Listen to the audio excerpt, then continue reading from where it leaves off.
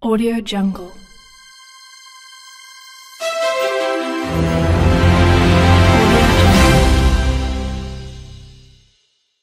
Halo sahabat ngomik, kita bertemu kembali di channel ini. Mimin akan melanjutkan cerita dari Taming Spiritual Pet. My Spiritual Pet is a Female Zombie. Bagi kalian yang baru bergabung atau berkunjung, ini adalah series lanjutan. Silahkan cek di playlist untuk mengetahui urutan menontonnya agar tidak salah. Atau bisa juga lihat di deskripsi. Mimin sertakan link episode sebelumnya. Tanpa berlama-lama, yuk kita masuk ke alur ceritanya. Cerita berlanjut saat Yeling berhasil keluar dari lubang hitam dan dia diselamatkan oleh Zhou Xiu dan Guru Li Xingyue. Guru Li Xingyue menanyakan kondisi di dalam lubang hitam. Yeling mengatakan bahwa itu adalah cerita yang panjang dan dia menjelaskan secara singkat kepada gurunya bahwa dia ditangkap oleh seorang necromancer yang bernama Li Wei dan dia dibawa ke ruang gelap. Namun guru Li Xingyue terkejut mendengar nama Li Wei karena seperti yang dia ketahui bahwa Li Wei adalah seorang monster dengan peringkat 8. Dia pun bertanya-tanya bagaimana Yeling bisa lepas dari genggaman Li Wei. Namun Yeling hanya berdiam diri dan tidak memberikan jawaban atas pertanyaan gurunya. Yeling pun segera dibawa masuk menuju ke dalam kastil untuk mendapatkan pemeriksaan lebih lanjut dan pertolongan jika dia mengalami sebuah luka. Setelah Yeling sampai di peristirahatannya, mereka pun berkumpul di kamar Yeling dan menduga organisasi Catalyst yang menjadi dalang peristiwa invasi dari monster-monster ini. Mereka juga bersyukur bahwa Yeling sangat beruntung berhasil lolos dari tangan Li Wei, seorang dengan peringkat 8. Yeling pun hanya bisa mengatakan bahwa dirinya sedang beruntung saat itu sehingga bisa berhasil lolos.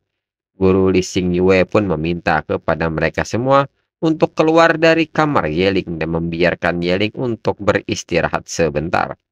Dia juga akan melaporkan insiden besar ini ke pihak akademi agar menjadi perhatian.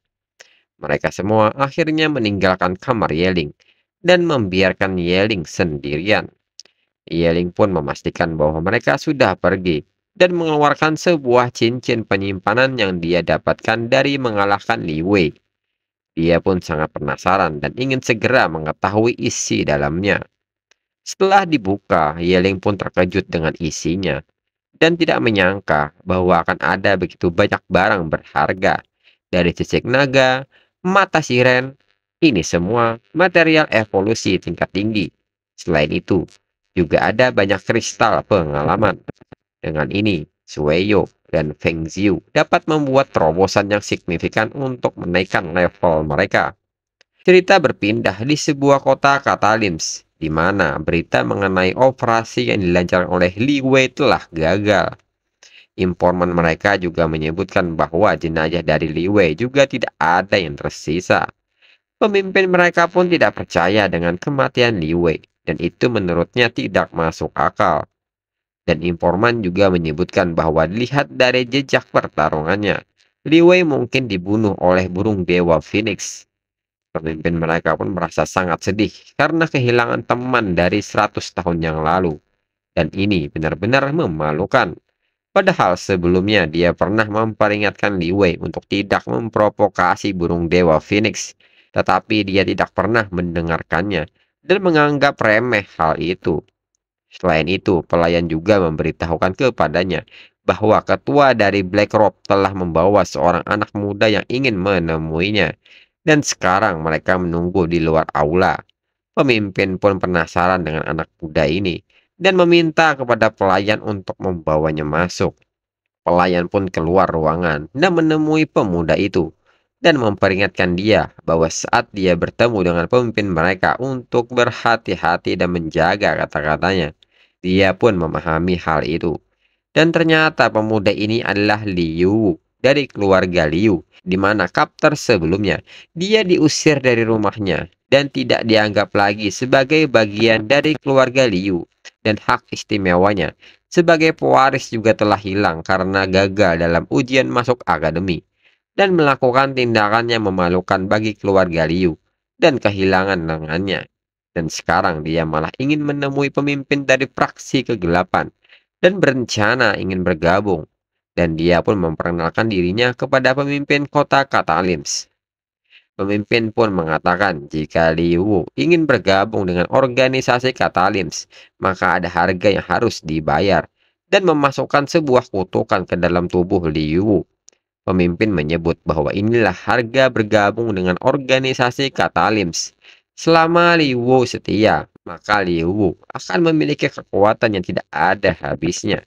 Namun jika Liu berkhianat kepada organisasi, maka harga yang dibayar akan sangat tinggi dan akan dijatuhi hukuman yang kekal. Kembali ke sisi Yeling yang masih sibuk memeriksa cincin pemeriksaan, yang menurutnya ada banyak hal yang baik yang dia temukan dalam cincin ini. Selain itu, jika dia menggunakan cincin ini, maka ketika pemakai menghadapi serangan fatal, maka cincin ini dapat menahannya sekali dengan kekuatan cincin ini. Cooldownnya 1 bulan. Dengan ini, Yeling merasa beruntung mendapatkan cincin ini, walaupun hanya bisa digunakan sebulan sekali. Namun rasanya dia akan memiliki 2 nyawa.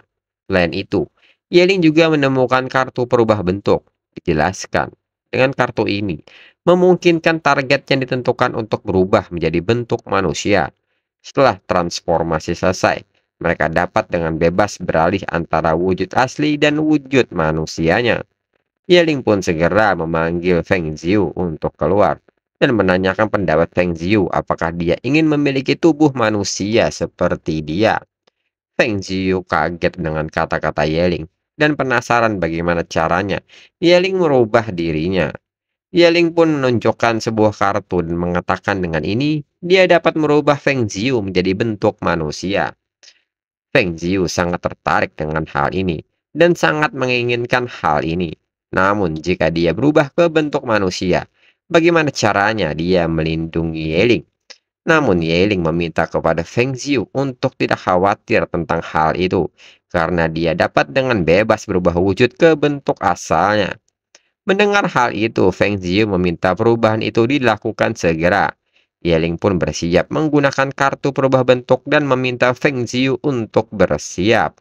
Setelah Yeling mengkonfirmasi sistem, cahaya perubahan terjadi kepada Feng Ziu. Dan perlahan tubuh dari Feng Ziu pun berubah. Yeling juga merasa bahwa hal ini begitu mendebarkan.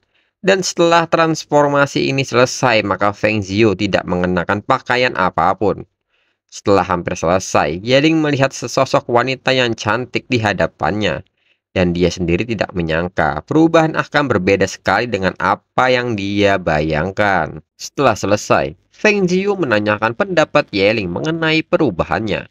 Yeling sendiri tidak bisa berkata apa-apa karena Feng Jiu tidak mengenakan apapun di tubuhnya, sehingga seluk-beluk tubuhnya terlihat dan hal ini membuat Yeling mengeluarkan darah dari hidungnya dan menilai gadis ini akan agak sulit untuk dihadapi.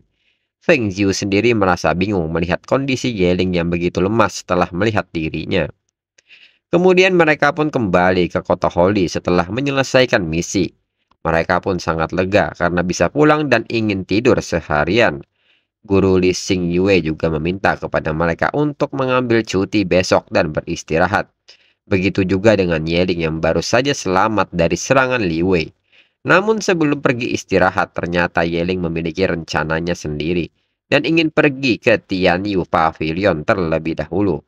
Guru Li Xing Yue pun mengizinkan hal itu dan meminta Yeling segera kembali setelahnya. Yeling menilai misi kali ini agak tidak terduga, tapi untungnya aman dan hasil panennya juga melimpah. Di samping itu, dengan menggunakan hadiah dari membunuh monster dan hadiah dari sistem, Sueyo dan Feng Ziu telah meningkat pesat. Dan yang paling tak terduga adalah cincin penyimpanan Liwei. Maka dari itu, dia berencana pergi ke Tianyu Pavilion untuk menjualnya. Tak lama kemudian, Yeling disambut oleh manajer Zhao di depan Tianyu Pavilion. Yeling pun mengatakan maksudnya datang ke sini yaitu untuk menjual beberapa material.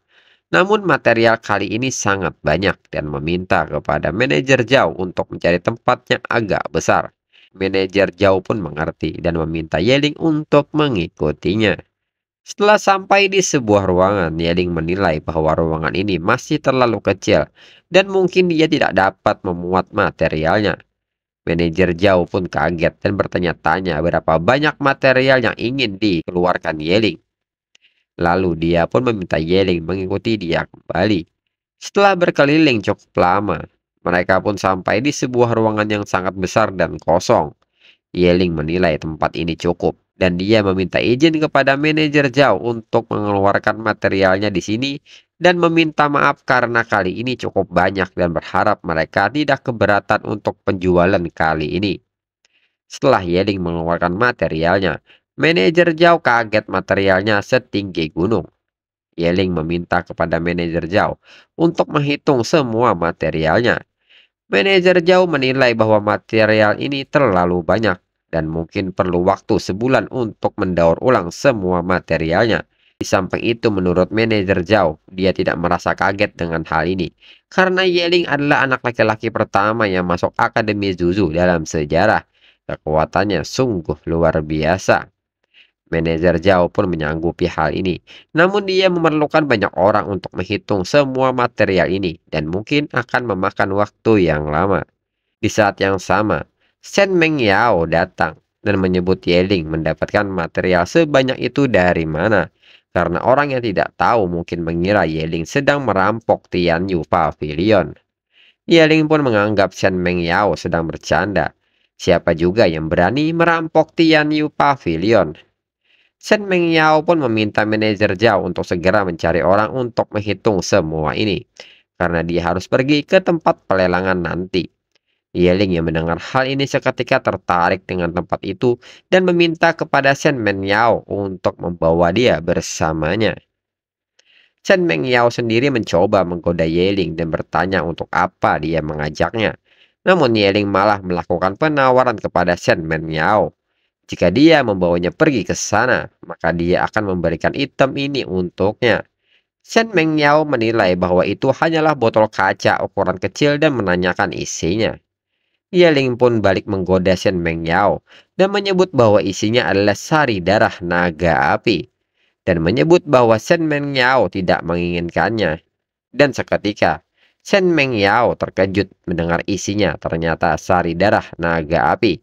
Dan saking senangnya mengetahui hal ini, Shen Mengyao malah memegang wajah Yeling dan mengarahkannya ke gunung kembarnya yang besar.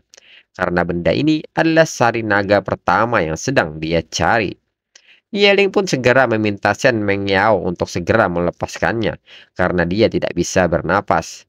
Di sisi lain, manajer Zhao yang menyaksikan hal ini menjadi malu dan menutup matanya, serta menyebut bahwa dirinya tidak melihat apa-apa. Yeling sendiri merasa bahwa dirinya baru saja merasakan sebuah gunung kembar yang lembut, empuk, besar, dan bergoyang. Dan Shen Mengyao sendiri dibuat bingung dengan kata-kata dari manajer Zhao. Lalu Shen Mengyao pun meminta manajer Zhao segera membantunya untuk mengidentifikasi botol ini. Apakah benar-benar sari darah naga api? Manajer Zhao pun segera memeriksanya untuk Shen Mengyao karena benda ini sangat dicari-cari oleh dia. Shen Mengyao pun menyebut jika itu benar-benar sari darah naga api, maka dia sangat berhutang budi kepada Yeling. Dan jika Yeling ingin memiliki sesuatu di masa depan, Yeling bisa datang kepadanya, dan dia akan menghandle semuanya untuk Yeling. Mendengar hal ini, Yeling pun meminta kepada Shen Mengyao untuk mengajak dia melihat telur spiritual pet, karena dia ingin membelinya. Shen Mengyao pun mengerti keinginan Yeling dan segera memintanya untuk mengikutinya. Karena Tian Yu Pavilion mengumpulkan setidaknya 10.000 telur spiritual vet. Tak lama kemudian, mereka pun sampai di sebuah ruangan di mana Tian Yu Pavilion menjual telur-telur itu di sini. Menurut Shen Mengyao, semua telur spiritual pet memiliki informasi yang relevan dan harganya yang jelas. Jika Yeling melihat telur spiritual pet yang dia suka, maka Shen Mengyao akan memberikan diskon sebanyak 40%. Yeling pun berterima kasih untuk hal ini. Dan dia pun segera berkeliling melihat telur-telur ini. Yeling menilai, walaupun di sini terdapat telur spiritual pet yang langka, namun tidak ada satupun yang membuat dia tertarik dan ingin memilikinya. Tak lama kemudian, manajer Zhao datang dengan membawa hasil identifikasi mengenai botol kaca itu. Dan dia menyebut bahwa dalam botol itu memang benar-benar sari darah naga api. Mendengar hal ini, Shen Mengyao berteriak gembira dan mengatakan bahwa dia sangat mencintai Yeling karena akhirnya spiritual pet-nya dapat berkembang dan segera menghampiri Yeling yang masih fokus memperhatikan telur-telur itu. Dan kembali Yeling merasakan dua gunung kembar yang empuk, lembut, besar dan bergoyang. Yeling yang kembali merasakan hal itu akhirnya mengeluarkan banyak darah dari hidungnya. Lalu Shen Mengyao pun menanyakan apakah Yeling menemukan telur yang dia inginkan. Yeling menyebutkan bahwa telur spiritual pet yang ada di sini tidak cocok untuknya. Shen Mengyao pun mengatakan jika di sini tidak ada yang cocok, maka ada cara lain, yaitu membawa Yeling ke rumah lelang untuk mencoba keberuntungannya. Yeling pun setuju, dan mereka pun segera pergi ke rumah lelang. Shen Mengyao mengatakan bahwa di pelelangan mungkin ada beberapa barang langka dan bagus, dan memperingatkan Yeling untuk tidak berharap terlalu tinggi, karena hal-hal yang muncul di pelelangan cenderung memiliki harga yang cukup tinggi. Yeling pun mengerti karena dirinya juga memiliki dana yang terbatas untuk menawar. Shen Mengyao pun membawa Yeling ke tempat kotak pribadinya di lantai atas. Saat di ruangan, manajer Zhao memberitahukan bahwa pelelangan akan dimulai 20 menit lagi dan meminta mereka untuk bersantai terlebih dahulu. Shen Mengyao pun menanyakan kepada manajer Zhao mengenai daftar barang yang akan dilelang hari ini. Manajer Zhao pun memberitahukan hal yang sangat bagus. Dia mendengar bahwa hari ini ada sebuah telur spiritual pet yang sangat langka kali ini. Namun daftarnya tidak menuliskannya dengan jelas. Dia khawatir sebagian besar orang di sini mengincar telur itu. Seketika hal ini membuat Yeling sangat tertarik. Manajer Zhao memastikan hal ini lagi, dan dari apa yang dia dengar itu benar. Namun informasi untuk telur itu tidak banyak. Namun Shen Mengyao meminta Yeling untuk tidak khawatir dan melihatnya secara langsung karena pelelangan akan segera dimulai. Pelelangan pun akhirnya dimulai dengan dipandu oleh seorang gadis di depan podium yang bernama Linglong. Dia pun menyapa semua tamu yang hadir dan mengumumkan bahwa lelang hari ini resmi dibuka. Dan barang pertama yang akan dilelang hari ini adalah Scarlet Blood Flower. Dia juga menjelaskan secara singkat fungsi dari item ini, yaitu dapat membuat spiritual pet tidak hanya memiliki ketahanan elemen api tertentu, tetapi juga memiliki kontrol elemen api. Dan harga dimulai dengan 1 million Federal Credit Point. Yeling yang memperhatikan item ini menyebut bahwa item ini sangat bagus. Hanya saja, untuk item ini membayar 1 miliar itu terlalu mahal. Orang-orang pun mulai melakukan penawaran. Yeling menanyakan kepada Shen Mengyao mengapa item itu sangat mahal. Apakah fungsi item itu sebanding dengan harganya? Menurut Shen Mengyao, jika ada yang butuh, pasti harganya akan sangat mahal. Namun banyak juga yang sengaja menaikkan harganya dan meminta Yeling menunggu dan melihat prosesnya. Tak lama kemudian item itu terjual kepada seseorang. Kemudian barang kedua pun masuk. Menurut Linglong, barang kedua ini adalah benda lelang terbesar untuk hari ini, yaitu sebuah telur spiritual misterius. Linglong menyebut bahwa telur ini tidak dapat dinilai, dan mereka juga tidak dapat menemukan catatan yang relevan di database federal. Dan lelang dibuka dengan harga 3 miliar Federal Credit Point. Para tamu mempertanyakan telur itu karena tidak teridentifikasi, dan pengenalannya juga tidak ada dalam buku. Dan mereka pun ragu untuk melakukan penawaran karena ada kemungkinan mendapatkan hal yang bagus atau malah mendapatkan sebuah sampah. Namun jika diperhatikan dari cangkangnya, telurnya cukup bagus karena seperti batu giok putih, hampir transparan dan mereka bertanya-tanya mengenai isi dalamnya. Namun Yeling tanpa ragu sedikit pun mengangkat tangannya dan melakukan penawaran 3 miliar untuk telur itu. Para tamu kaget ada yang berani melakukan penawaran terhadap telur yang tidak diketahui dan menyebut mereka bodoh.